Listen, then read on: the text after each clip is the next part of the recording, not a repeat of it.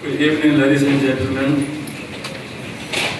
And well, thank you very much for inviting me to participate in tonight's event. Distinguished guests, Bridget is here, Phyllis is here, all of you are here. You're all in my speech. I was asked to talk on a particular topic, ethics, social behavior, the role of society, business and government in a thriving economy. It's important to mention the topic so that as I speak, you understand the context. You don't get lost. It is a pleasure for me, ladies and gentlemen, to join you at this prestigious 13th Annual Business Awards ceremony. I would like us to recognize leaders of the nominated organizations with a mind for productivity and excellence here tonight. I would like to remind you that all that organizations hardly succeed. There's no organization hardly succeed by accident. It's all hard work. It takes dedicated leaders, ordinary people, a workplace culture, perseverance and hard work. Leaders who inspire and make new ways possible. People dedicated to improving or developing new skills. And a productive and ethical workplace culture that is committed to innovating and delivering the best quality product or service for customers. In total, it is about mindset, starting from the top of the organization that pushes for productivity and excellence in what we do. That organization can be a private sector, business, public sector, a parastatal, or even a political party. I know, Leanne, that they no longer sound very interested in Parliament. This National Business Awards function celebrates the achievements of organizations with a mindset of furthering innovation, ethical behavior, productivity, and excellence. There is, of course, a close nexus between innovation, ethical behavior, productivity, and excellence. Good leaders not only understand this, they also practice it through their actions and communications. It is clear that the nominees celebrated here tonight exemplify this mindset. They come from all fields: parastatals, banks, professional service organizations, manufacturing enterprises, property development, engineering, and many more, in pursuit of operational excellence, so as to be best in class globally. Each discipline invests strongly in technology and skills upgrading to be able to celebrate a nomination.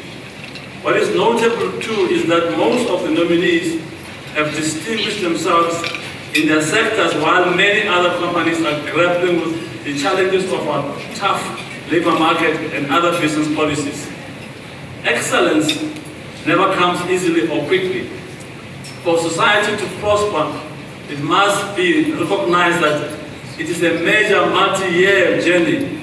Adherence to the Inclusive National Development Plan is a prerequisite for social and economic infrastructure development in support of our national objectives. If you aim at becoming an advanced organization, participating in a thriving economy and inclusive society, superior business leadership and advanced processes that rewards enlightened management of employees, a culture that celebrates expertise and constant learning at every stage of life, and ultimately society in general, needs to be developed. It will take time. We cannot transform our economy and business to achieve innovative breakthroughs in every sector in only a few years, nor can we develop deep pools of expertise in a few years. For this to happen, we must recognize that for empowerment of individuals and growth in economic sectors to materialize, we need to develop an education and skills development plan with the inclusion of business, government, and civil society. True empowerment can only happen through education. As I have previously stated, empowerment through education, I call it ETE, not BEE, must become a slogan and a song we would all sing from podiums and in our boardrooms. We need to tell the young people that the road to success is not through a limousine, it's through education. To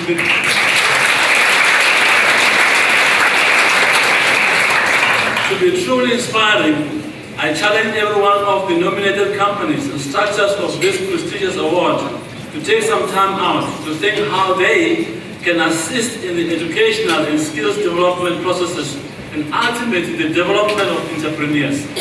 By changing the ways in which we interact with small and developing businesses, we can bring sustainability and growth that will help these organizations to also aspire to be nominated for awards. There is an abundance of entrepreneurs out there that cannot wait to see their ideas turned into reality. And there are many ideas, many business plans. It's a crime to be turned into reality. We need to support them, to support us to grow our businesses and economy. It is a known fact that government cannot create jobs. We have visibly and horribly failed to deal with the challenges of unemployment, poverty, and inequalities over the past 2 decades. The current economic climate is not making the situation any better. My call is for the government to engage in a review of the structures and laws that drive economic growth and investment. We need to do this urgently, as the world and the continent is changing, and we will not be able to grow South African economy sustainably to meet our developmental objectives for the country and our participative role in growing the economy of the continent. South Africa is no longer seen as an investment destination. It does not matter how much we fool ourselves. While global investment managers continuously exit our markets, we're becoming one destination amongst 200 others. We no longer have an identity that makes us unique or desirable. The world out there, referring to South Africa, in fund managers' offices, is calamity. Even overlooking the calamitous status of our economy, for economic freedom to become a reality, our leaders must never stray too far from the principles embodied in the Constitution. It is reckless to make statements about processes and principles that compromise our democracy without impacting on our international financial and social standings. The country and its people must always come first. Nobody and no organization can be placed above our supreme law. We fought the struggle in the name of the people to liberate our people, both black and white. We cannot now forget about our core objective because it is convenient to do so. Equally, the private sector must always ensure that they engage ethically for society and governments, locally and elsewhere. Failure to do so can have grave consequences, as MTN about meeting its legal obligation in Nigeria has indicated. We all make remarks and cry wolf at the mere mention of corruption, bribery, craft, duplicity, subterfuge, and other synonyms, without reflecting on our own actions and participation in the process. Why don't we stand firm when it times to pay someone off for a transgression? You know, the traffic cops, you go over the line, he says, give me lunch. Why do you give him lunch? You know what I'm talking about. If we really want to fulfill the dreams of the Freedom Charter and the need for poverty reduction and elimination, we'll have to move away from our revolutionary cries and start working together, all of us. We must make visiting and investing in South Africa even more sexy again. If not, we're living on a borrowed time, and in times of unsustainable artificial economic growth. We are all celebrating when South Africa becomes a constitutional democracy in 1994 with an enshrined Bill of Rights. Now let us all work together, towards the elimination of inequalities and the development of our economy to the benefit of all people in this country. For us to succeed in working towards a common goal, we must accept that the only path to success goes through the Bill of Rights. Paragraph 7, subparagraphs 1 and 2 of the Constitution reads as follows. The Bill of Rights is a cornerstone of democracy in South Africa. It enshrines the rights of all people in our country and affirms the democratic values of human dignity, equality, and freedom. It further states that the state must respect, protect, and promote and fulfill the rights in the Bill of Rights. I often hear that something was done or was not done in the interest of the national interest. I've read and spoken to many people over the past number of years, and is still confused as to what national interest really is for the average South African. Isn't it time for our catatotic government, often advised by charlatans, consultants, guiding our leaders, to engage with civil society and the electorate in determining what national interest should be, so that there's national consensus about it? Is it not something we should all participate in determining?